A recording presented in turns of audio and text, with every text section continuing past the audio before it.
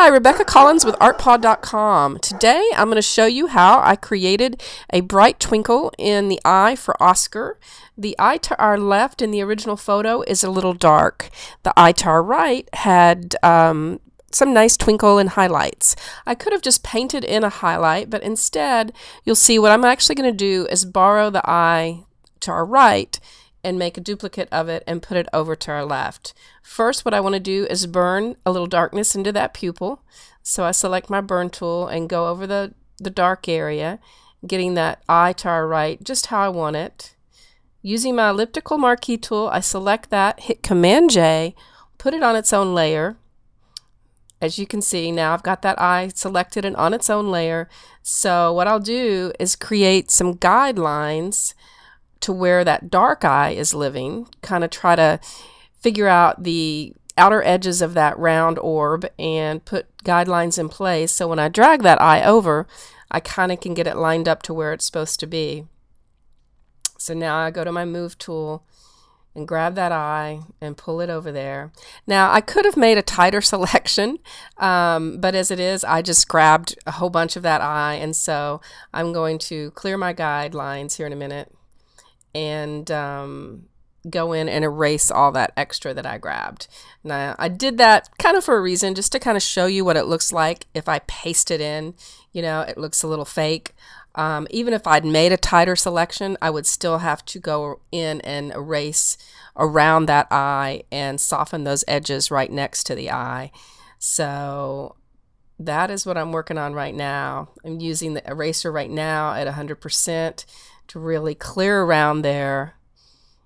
And now I'm going to go in and get up real close to that eye, reduce the opacity on my eraser a little bit, and erase right up next to it. It's still looking kind of pasted in there, as you can see. So I really want to soften that edge right up to the eye. And now I'm checking to make sure I've really got it where I want it, even though I use the guidelines. I'm always double checking.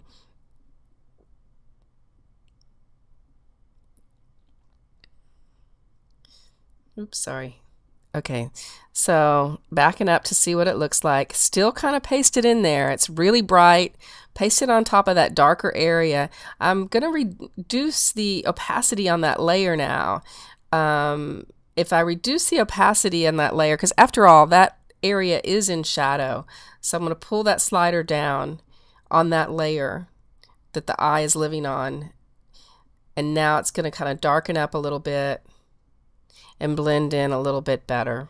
So now what I'll do is make a blank layer on top, and at this point I can go in and select a brush and select finger painting and smudge, and I can start painting on top of that eye because the whole piece is going to get painted.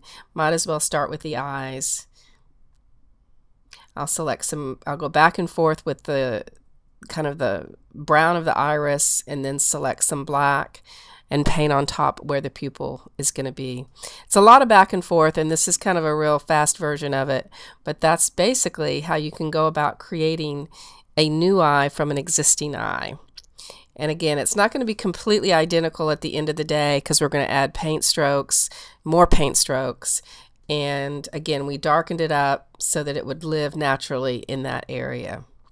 So if you're interested in learning more Photoshop tips and tricks, please follow along, and keep in mind I'm going to be teaching an in-person hands-on workshop here in Dallas at the Creative Arts Center April 11th and 12th, 6 hours each day. Everybody comes in with their own photo and creates a pet portrait of their own with my guidance, and it's a long, fun workshop, and beginners are welcome. People with Photoshop experience can really learn a lot about my painterly style and this